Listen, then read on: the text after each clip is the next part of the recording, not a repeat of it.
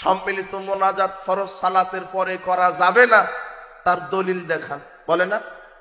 বলে এটা যে বেদাত, তার দলিল দেখান। এই সম্মিলিত মোনাজাত যে বেদাত, তার নিষেধের দলিল দেখান। এ কত বেকুবের বেকুব, কত বড় গাধাই! এর চাইতে 3% গাধা পৃথিবীতে নাই। কেন? আমি যদি বলি এই জমিটা আমার, তখন আপনি বলবেন দলিল দেখান। এখন যদি আমি বলি এই জমিটা আমার না, তখনও যদি আপনি বলেন আপনার যে না, দলিল দেখান। কি বুঝলেন? কেন? আমার যে না, তার দলিল দেখান। কেন দেওয়া যাবে না? হ্যাঁ, না এর কি হয় না? দলিল হয় না। ঠিক 5 ওয়াক্ত ফরজ সালাতের পরে যারা মুসল্লি ইমাম সম্মিলিত মোনাজাত করে, এর দলিল নাই, নাই বলেই তো বেদাত। আপনি খামোখা বাপ দাদার দোহাই দিয়ে রাসূলের সুন্নাহকে অপমান করে বেদাত কায়েম রেখেছেন। জবাব আপনাকে বিচার মাঠে দিতে হবে ইনশাআল্লাহ।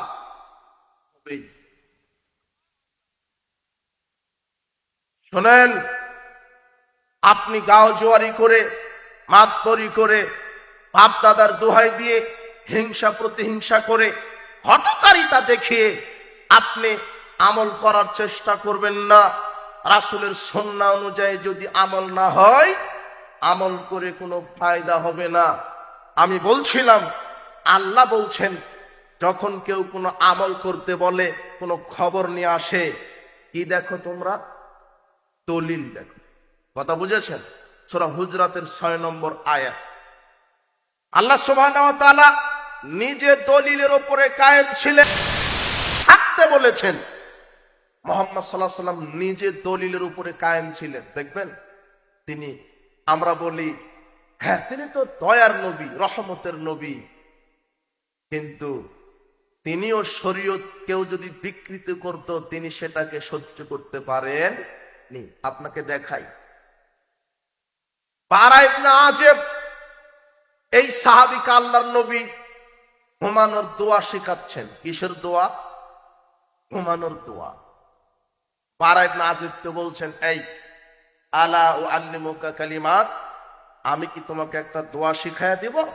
তাকুলুহা ইযা আওয়াইতা ইলা ফিরাশিক, যখন তুমি ঘুমাতে যাবে তখন এই দোয়াটা পাঠ করে ঘুমাবে। ফাইন মুত্তা মিন লাইলাতিক মুত্তা আলাল ফিতরাতি, এই দোয়া পাঠ করে যদি তুমি ঘুমাও, তাহলে আল্লাহ তোমাকে এই দোয়া পাঠ করে ঘুমাতে ঘুমাতে যদি যায়, আল্লাহ তোমাকে ইসলামের উপরে মৃত্যু দান করবেন। ওয়াইন আসবাহতা আসবাহতা কাদ আসাবতা খায়রান, আর যদি সকাল করো, আল্লাহ তোমাকে কল্যাণের উপরে সকাল করাবেন। তখন বারা ইবনে আযিব বলছেন, ঠিক আছে, দোয়াটা শিখিয়ে দেন। তখন আল্লাহর নবী বলছেন, শোনো, যখন ঘুমাতে যাবে এই দোয়াটা পাঠ করবে। আল্লাহুম্মা ইন্নী আসলামতু নাফসি ইলাইকা ওয়া ওয়াজ্জাহতু ওয়াজহি ইলাইকা ওয়া ফাওয়াজতু আমরি ইলাইকা রাগবাতান ওয়া রাহবাতান ইলাইকা ওয়ালজাহতু যাহরি ইলাইকা লা মালজা ওয়া লা মানজা মিনকা ইল্লা ইলাইকা আমানতু বিকিতাবিকা আল্লাযী আনজালতা ওয়া বিনাবিয়িকা আল্লাযী আরসালতা। এই দোয়াটা শিখিয়ে দিলেন বারা ইবনে আযিবকে। হাদিসটা তিরমিজির 3394 নম্বর হাদিস। বারা ইবনে আযিব শব্দটা চেঞ্জ করে ফেলেছে। আল্লাহর নবী বলছেন, তুমি বলবে আমানতু বিনাবিয়িকা, কিন্তু বারা ইবনে আযিব লাগায় দিয়েছে আমানতু বিরাসূলিকা। নবীকার জায়গায় কি লাগাইছে? রাসূলিকা। অথচ এটা লাগানো কোনো দোষের হয়নি, বরং আরো একটু পারফেক্ট হয়েছে। কেন? নবীদের চাইতে রাসূলদের মর্যাদা কি বেশি, তাই তিনি রাসূলকে মর্যাদা দেওয়ার জন্য নবীকার জায়গায় রাসূলিকা লাগাইছে। রাসূল সাল্লাল্লাহু আলাইহি ওয়াসাল্লাম বারা ইবনে আযিব বলছেন, যেই আমি নবীকার জায়গায় রাসূলিকা শব্দটা লাগালাম, ফাতাআনা ইয়াদাই ফি সদরি, রাসূল সাল্লাল্লাহু আলাইহি ওয়াসাল্লাম এক ঘুষি আমার বুক বরাবর মেরে দিলেন। কয় ঘুষি? এক ঘুষি মেরে দিলেন, শুধু একটা শব্দ চেঞ্জ করার কারণে। ঘুষি দিয়ে বলছেন, আই কুল বিনাবি, বলো আমি বলছি নবীকা বলতে তুমি রসুলিকা বলার কে? এইভাবে ক্ষেপে উঠে একটা ঘুষি মেরে দিলেন, যেখানে একটা ধোঁয়া পড়তে পড়তে একটা শব্দ শুধু চেঞ্জ হয়েছে। এর কারণে যদি এক ঘুষি হয়, এদেশের কত কাঠমোল্লা বেদাতি আছে যারা শরীয়তের মধ্যে কত বেদাতের ডেলিভারি দিয়েছে, এরা কয় ঘুষি খাবে হিসাব ছাড়াই। এরা যদি বদনা তৈরি করতো, মানুষ অজু করে উপকৃত হতো। এরা শরীয়তের ডিলারশিপ হাতে নিয়েছে। এরা বলছে আমার কাছে তাবলিগের এই তরিকা আমি পেয়েছি, স্বপ্নে পেয়েছি। কিসে পেয়েছে? স্বপ্ন। আশ্চর্য কথা, সেই 1921 সালে মাওলানা ইলিয়াস সাহেবের জন্ম হলো ভারতের হরিয়ানা রাজ্যে।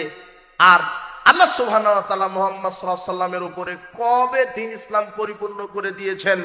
রাসূল সাল্লাল্লাহু আলাইহি ওয়াসাল্লাম যেদিন মারা গেছেন সেদিন থেকে ইসলাম পরিপূর্ণ। নতুন করে শরীয়ত কেউ ডেলিভারি দিতে পারে?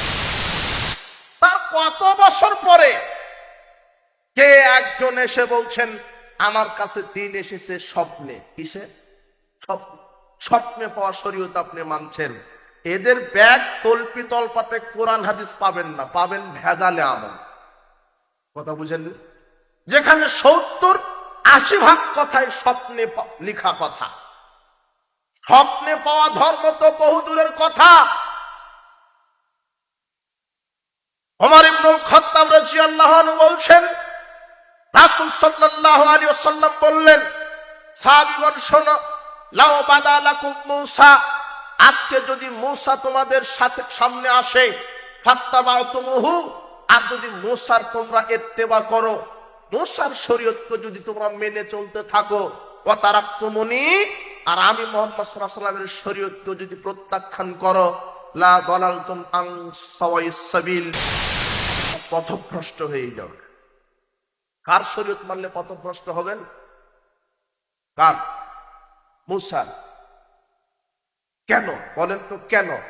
মূসা আলাইহিস সালামের উপর যে শরীয়তটা এসেছিল সেটাও কার দেওয়া ছিল? আল্লাহর দেওয়া শরীয়ত। আর ওই শরীয়ত মূসা আলাইহিস সালামের যুগে তার উম্মতেরা মেনে কোথায় গেছে? জান্নাতে। কোথায় গেছে? জান্নাতে। আল্লাহর দেওয়া শরীয়ত, ওই শরীয়ত মেনে তার উম্মতেরা চলে গেছে জান্নাতে। একই শরীয়ত, কিন্তু ওই শরীয়ত যদি এখন আপনি মানেন, কোথায় যেতে হবে? কেন? কি অপরাধ বলেন তো? কেন? কেননা এখানে স্ট্যান্ডিং এ আছে কোন নবী? মুহাম্মদ সাল্লাল্লাহু আলাইহি সাল্লাম। যেই জায়গাতে মুহাম্মদ সাল্লাল্লাহু আলাইহি সাল্লামের সুন্নাহ, দ্বীন, শরীয়ত, তরিকা থাকতে পৃথিবীর অন্য কোন নবী, সেই জায়গাতে ভণ্ড, কবর, মাজার পূজারী, খানকার, এই পীরদের শরীয়ত কি করে বাংলার জমিনে টিকতে পারে? কথা বুঝেন? সেই জায়গায় মাযহাবের দোহাই দিয়ে, তরিকার দোহাই দিয়ে ধর্ম কি করে চলতে পারে? যে জায়গাতে মুহাম্মদ সাল্লাল্লাহু আলাইহি ওয়াসাল্লামের কাছে অন্য কোন নবী টিকতে পারছে না, সেখানে মাযহাবের দোহাই দিয়ে ভ্রান্ত আমল কি করে সমাজে টিকতে পারে? কথা বুঝেননি? মাযহাবকে খাটো করছি না। মাযহাবের 4 ইমামগণই বলে গেছেন কোরআন এবং সহিহ সুন্নাহ মানতে, কিন্তু এক শ্রেণীর গোড়া এই মুকাল্লিদেরা কোরআন এবং হাদিসের নামে বানোয়া মাযহাবের দোহাই দিয়ে এমন আকীদা আমল তৈরি করেছে যার সাথে তাদের ইমামের কোনো পরিমাণ কোনো সম্পর্ক নেই। সম্পর্ক নেই, মাযহাবের দোহাই দিয়ে চলছে। অথচ ইমাম আবু হানিফা বলছেন, ইদা সাহাল হাদিসু ফাহুয়া মাযহাবি, যেটা সহিহ হাদিস পাবে সেটাই আমার মাযহাব। আমরা বুকে হাত দিয়ে বলতে পারি, পৃথিবীর ইতিহাসে যদি খাঁটি হানাফি থেকে থাকে, তাহলে আহলে হাদিসেরাই হচ্ছে বিশুদ্ধ খাঁটি হানাফি। কেন? এরা সহিহ হাদিস ছাড়া জাল জয়ীফ হাদিস মানে। ইমাম আবু হানিফা নিজেই বলেছেন সহিহ হাদিস মানতে। তো আমরা কোন হাদিস মানি? সহিহ হাদিস। বাস, খালাস, মিটে গেল। আপনি সহিহ হাদিস মানেন, কোনো দ্বন্দ্ব থাকবে না। কিন্তু আবু হানিফার দোহাই দিয়ে আপনি যে আমল করছেন, এর একটা দলিল দেন।